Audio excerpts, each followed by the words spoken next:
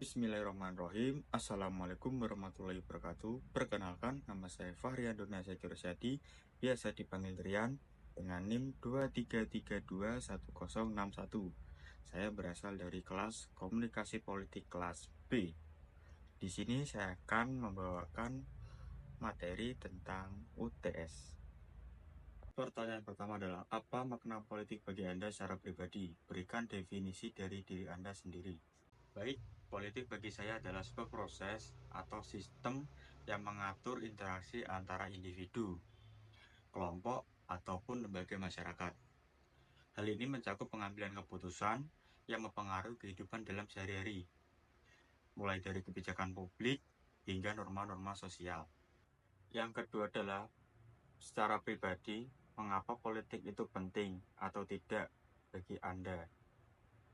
Menurut saya, politik itu berperan penting dalam menciptakan keadilan dan kesejahteraan masyarakat.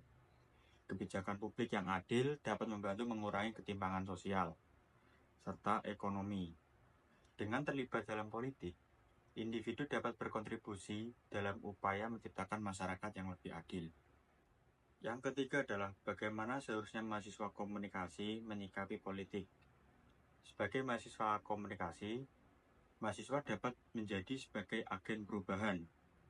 Mahasiswa komunikasi harus menyadari posisi mereka, yaitu sebagai agen perubahan dalam masyarakat.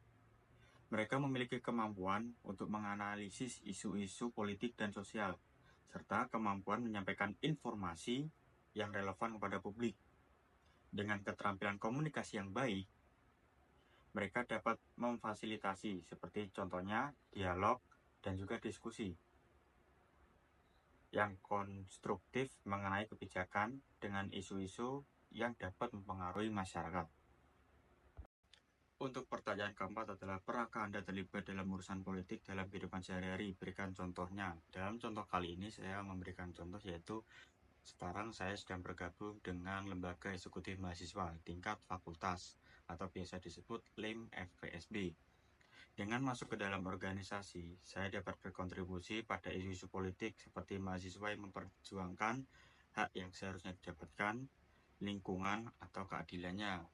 Seperti contoh, sekarang sedang ada isu terkait parkiran, yaitu mahasiswa sedang mengeluh karena parkiran yang ada di FPSB sendiri itu kurang memadai, karena antara pintu masuk dan juga pintu keluar itu sempit, sehingga dapat memicu adanya kemacetan. Pertanyaan kelima adalah, bagaimana Anda menggunakan media sosial dalam kehidupan sehari-hari Anda? Apakah Anda mengirimkan atau menerima pesan politik di media sosial? Berikan contohnya. Ya, pada contoh kali ini saya sedang menerima berita atau informasi politik. Seperti contohnya, banyak orang menggunakan media sosial untuk mengikuti berita terkini, termasuk isu-isu politik. Mereka dapat mengikuti melalui akun berita, jurnalis, organisasi non-pemerintah yang memberikan informasi tentang kebijakan.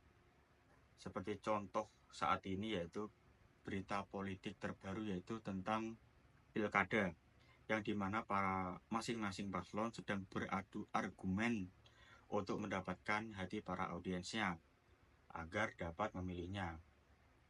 Untuk berita yang saya terima saat ini adalah tentang politik, yaitu pilkada. Baik, cukup sekian penyampaian yang dapat saya sampaikan. Apabila ada kesalahan dalam penyampaian, saya mohon maaf yang sebesar-besarnya. Akhirul kalam, wassalamualaikum warahmatullahi wabarakatuh.